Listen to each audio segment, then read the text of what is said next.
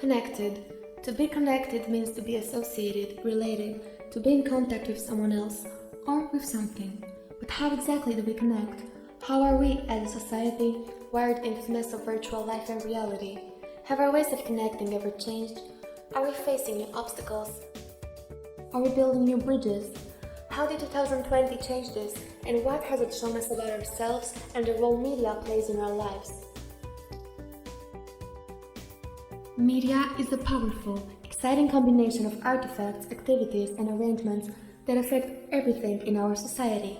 The lines between what would be online and offline, real and virtual, human and technology have turned blurry. As our devices become smaller and their roles become bigger, we finally come to understand one thing. We live in media, not with it. Before, we were constantly using it, but rarely thinking about it. It had become so natural to us, like an extension from our bodies. Texting, snapping, posting, editing were merged in our list of everyday activities as much as walking and breathing. And breathing is not just something you have to think about, so is our use of media.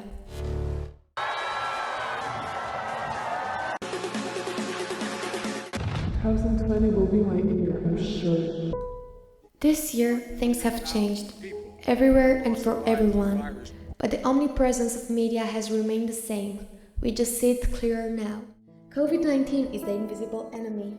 It forces everyone into social isolation, as it picks us out one by one. However, ironically, being separated is the only way we are able to fight stronger as a unit. COVID-19 has made it difficult, if not impossible, to meet with our loved ones. But who would have thought that social media would be one of the few things that would slow COVID spread? In the unusual months of 2020, media was what helped us overcome physical distance and stay connected. The go-to places for big gatherings have shifted from our homes and the club to Zoom and Skype, the only place where you and your friends should be in the same room. We used to go out for lunch, brunch, dinner, coffee and drinks, snap a picture at the trendiest bistros and cafes, spend time thinking about how we'll post about the place. Today, we get our food from delivery services, and the delivery guys have become some of our closer friends.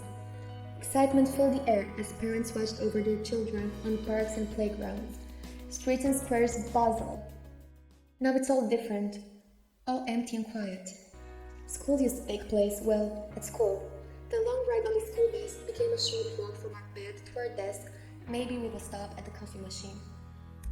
But it wasn't all bad. It gave us time to connect to ourselves more than ever. We found time to learn a new instrument and paint using YouTube tutorials. Finally, time to start at the home gym challenge you promised to make every New Year resolution. And time to reflect on how much time we spend on media every day. COVID-19 has taught us many important lessons. It made us aware of how human beings are social beings. We crave communication and attention. It made us aware of how much time we spend with media, how immersed we are in it, how there is no sharp line between the real and the virtual world, and the only way to see what is going on in the rest of the world was through screens. It has changed our relationships, how we connect to people, which people we connect to. No place on earth is too far for two people to be connected right now. Significant others used to find each other at school, work, or social gatherings. Nowadays, the space to meet is Tinder. Our whole perception of the world has changed. The streets are viewed via Google Maps, our trips to Instagram pictures, city architecture to travel guides. Maybe the real world is not separate from the mediated world. But it didn't happen because of COVID-19. We just realized so because of it. This year, our lives have changed drastically, and one could argue that in the past few decades of living with media, our lives have always been changing, with technological evolution, not revolution, from enjoying our media as just a consumer to slowly starting to lean forward, engaging and producing media. Leaning so much to the front that we have surpassed the screens on our devices, surpassed simple distinctions between real and virtual, human and technology. This is our life in media now. A life connected to everything else in the world. A life we love to connect. A life we connect to love.